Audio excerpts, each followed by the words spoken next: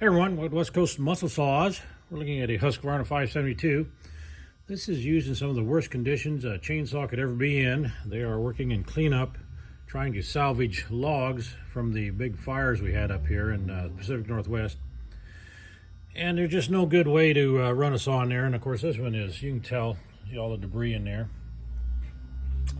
And the issue with it was it would not run. I'd start and die.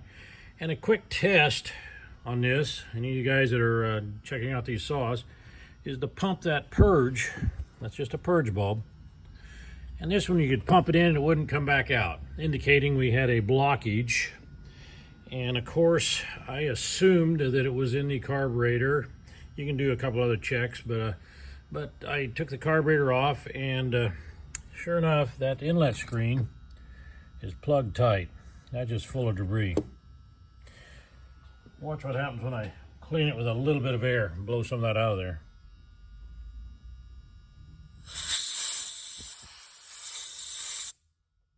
You can actually see the screen down there.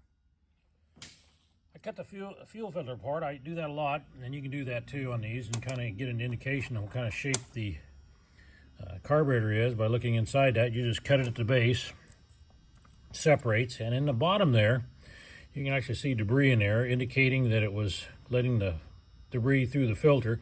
A lot of times guys will have an issue with the fuel filter and they'll take it off, try and get that last cut in, and when they do that, all those particles, which are mainly a lot of this debris, as you fill up, you can see all the debris around the cap, is inside that fuel reservoir, fuel tank.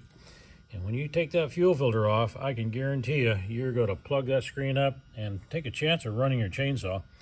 This one, fortunately, there was no engine damage. Good cleanup. We'll freshen it up with some filters, give it a bath.